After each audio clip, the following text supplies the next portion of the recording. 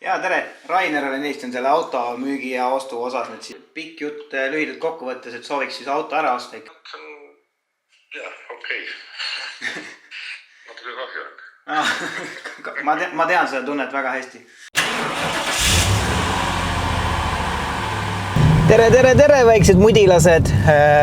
Autoprojekt 911 Hamlet episood 3 on siin ja tänases episoodis lähme töökotta, vaatame, mis seisus auto on, kuidas siis ostueelses kontrollis selgunud vigade parandamine ja probleemide kõrvaldamine edeneb. Vaatame üle, mis tehtud on, kuidas sellega on läinud, kas on mingisuguseid probleeme veel esinenud ja vaatame siis, mis pooleli on ja mis veel tegemist vajab. Aga ma lihtsalt mõtlesin, et teel sinna töökotta ma räägin natukene siis, kuigi ma sõidan sinna töökotta, siis praegu mingi maailma kõige ebaloogilisemat trajektoori pidi. Igatahes ma mõtlesin, et räägin natuke rahast. Raha on selline teema, mis kõiki inimesi väga huvitab. Ka mind kaasa arvatud, sest ma mainisin ka siin ühes varasamas episoodis, et minu meelest need igased automehed, kes neid vlooge teevad, ei räägi kunagi, kuidas need autosid ostsid. Ja siis ma mõtlesin, et ma natukene jagan oma kogemust. Räägin, kui palju auto maksis, kuidas mina oma autot finantseerisin, mis ma selle käigus õppisin ja üldse võib-olla, et mida vana autot ostes, millega peaks arvestama. Ja kuna me läheme töökotta ja räägime erinevatest remonditöödest, mis juba tehtud on, siis räägiks ka, et kui palju need asjad kõik on juba maksma läinud, mis autol tehtud on. Auto ostmist planeerides oli minu jaoks väga üllatav fakt, et nii vähe erinevaid võimalusi on oma auto finantseerimiseks. Et kui ma olen vaadanud siin erinevaid vloogereid ja bloogereid ja suunamudijaid Šveitsist, Inglismaalt, rääkimata Ameerikast, siis seal on nagu arusaadavalt ikka neid teenuseid on igasuguseid erinevaid, et ei ole ainult autoliising, autolaen ja that's it, vaid ikka pakutakse igasuguseid erinevaid variante. Eraldi segment loomulikult on veel need nii-öelda siis need sisuloojad, eks ole, kelle jaoks auto ostmine on töö. Sest et ta ostab selle auto, et selle põhjal siis järgmised 10 videot toota ja see tähendab seda, et see auto on tema jaoks tööauto ja iga Instagrami pildistamine on tema jaoks töösõit. Et Eestis, ma ei kujuta ette, et siuke asi, kuidas sa lähed nagu Maksu- ja Tolliametile ja seletad, tere, ma ostsin endale vana sportauto, ma hakkan sellega nüüd YouTube'i videosid tootma, see on mu tööauto ja iga kord, kui te mind laupäeva hommikul Prisma ees näete, siis ma tegelikult käisin Instastorist pildistamas, ehk siis see oli mu jaoks töösõit. Et suure tõenäosusega sellise jutuga Eestis hetkel ei lenda. Nii et ühesõnaga minu jaoks oli see üllatav, et Eestis on nii vähe võimalusi tegelikult oma autot finantseerida. Eriti veel, et kui su auto on üsna vana, nagu näiteks minu puhul siis 18 aastat vana. Siin võib olla lihtsalt üks väike idee siis erinevatele finantsteenuse pakkujatele, et võib-olla tasub mõelda erinevate lahenduste peale, mida siis klientidele pakkuda. Ühesõnaga, päike tuli välja. Mul oli nagu algusest peale selle auto ostmisel siuke põhimõte, et ma tahan kindlasti mingit osa selle auto hinnast ise finantseerida. Ehk siis ma hakkasin raha koguma. Ja ma kogusin raha ikka mitu aastat ja samal ajal siis vaatasin erinevaid müügikuulutusi. Kui ma lõpuks selle õige variandi leidsin, siis arvutasin kokku, palju mul puudu jääb ja siis sellele osale siis otsisin finantseerimiseks erinevaid võimalusi.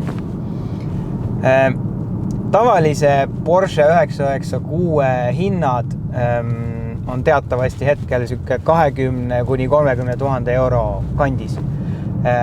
Minu auto konkreetselt maksis täpselt 20 000 eurot. Üks asi on nagu nende kasutatud autodega alati see, et vähemalt selle kategooria omadega, et tuleb arvestada 5–10 000 eurot lisaks, et kui su auto ostu budget on 20 000 eurot, siis see tähendab seda, et sa saad endale lubada auto, mis maksab 10–15 000 eurot. sest alati on vaja teha selle just ostetud autoga mingisuguseid töid, ilmuvad mingisugused puudused, mida on vaja kõrvaldama hakata ja nii edasi, et ühesõnaga sellest ei pääse mitte kunagi, ükskõik kui hea variandi sa oled suutnud leida, alati on mingisugused kulutused ja selles mõttes ongi kohe tark need kulutused nagu sinna sisse arvestada, et me läheme kohe töökotta ja siis saame teada, mis mu autoga täpselt tehtud on. Ma tean, et kõikide tööde kogu maksumus hetkel on 9248 €. Lihtsalt tulevad lisakulutused, millega sa võiksid kohe auto ostmisel arvestada. Et see on minu nagu peamine trikk või nõuanne või nipp enne auto soetamist, et kindlasti arvestada see kulu sinna juurde, mis peale auto soetamist võib kohe esimesel nädalal kimbutama hakata. Et oleks nagu selline puhver. Ühesõnaga, et kogu see pikk jutt kuidagi kokku võtta, siis minu kogemus ütleb, et punkt 1, planeeri pikalt. Mina ikkagi ei hüpanud sellesse otsusesse pea ees sisse, vaid ma kalkuleerisin, analüüsisin, vaatasin kõik erinevaid võimalusi ja siis langetasin otsuse. Number 2, väike selline turu-uuring ei tee kunagi paha, et ma küsisin ja kontakteerusin erinevate teenusepakkujatega enne, kui ma otsustasin, mis ma täpselt teen. Ja number 3, arvesta selliste ootamatustega. Et nagu ma ütlesin, minu arust auto ostmisel on alati see, et tuleb arvestada 5 kuni 10 000 € vastavalt oma võimalustele sinna juurde, et enne ei ole mõtet üldse nagu auto ostu planeerida. Et need on võib-olla 3 mingit trikki või nippi, mida mina nagu sellest auto ostu protsessist õppisin. Aga ma arvan, siin nüüd mingi 5 tiiru vähemalt teinud, et sõidan nüüd sinna töökoja juurde ja siis vaatame, mis autost vahepeal saanud on. Kuidas töö edeneb.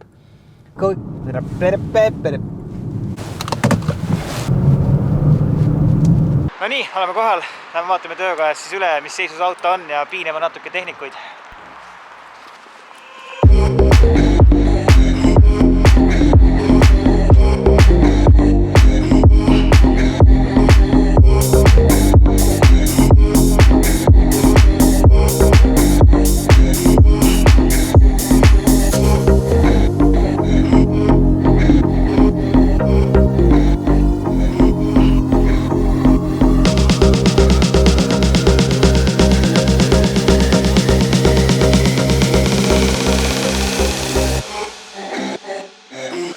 Segan nüüd korra siin su tööpäeva. Ma tahaks küsida, et mis selle autoga siis nüüd on päris tükk aega siin olnud, on ju? Mis tükk aega, mitu, paar nädalat. Et mis on tegelikult ma alustan üldse sellest, et mis sinu amet on? Ametlik? Porsche Classic Tehnik.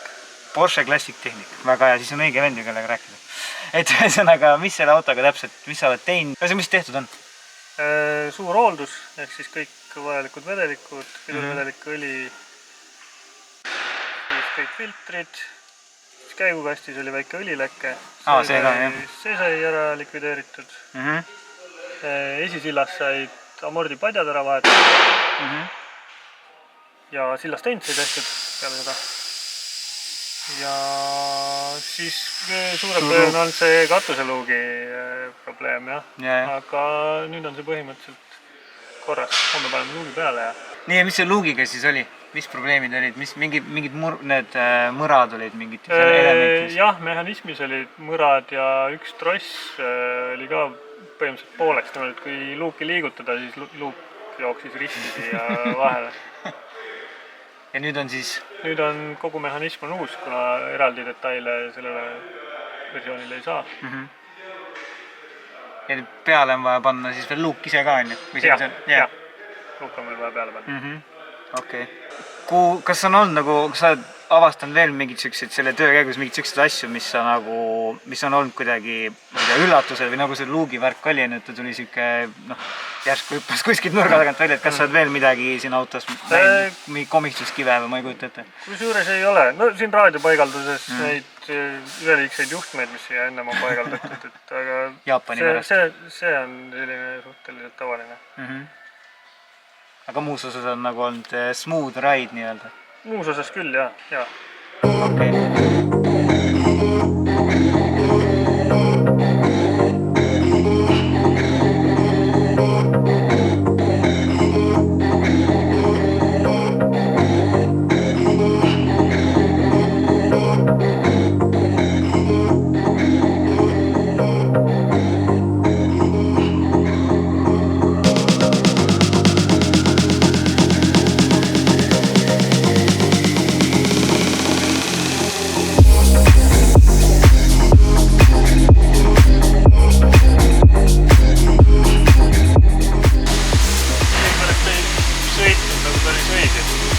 Kuigi on kõik ju uued asjad, on ju? Jaa.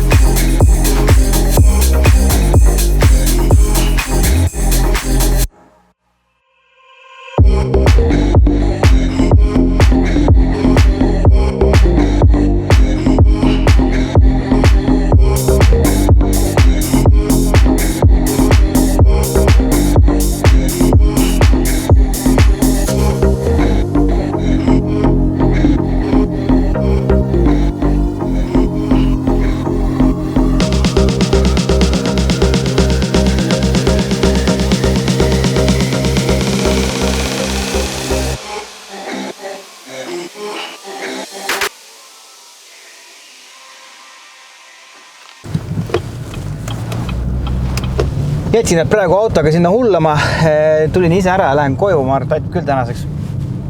Järgmises episoodis installeerime kurikuulsat, legendaarset Porsche PCCM Plus Entertainment süsteemi, mis oli üks peamisi põhjusi, miks ma sellesse mudelisse armusin. Okei, mitte peamisi, aga üks olulisi põhjuseid. Ja lisaks järgmises episoodis suure tõenäosusega, ma väga loodan, et see läheb nii, on ka minu elu esimene sõit oma enda Porschega. Can't fucking wait. Anyway, igatahes, aitäh, et vaatasite ja näeme järgmine kord. Peace!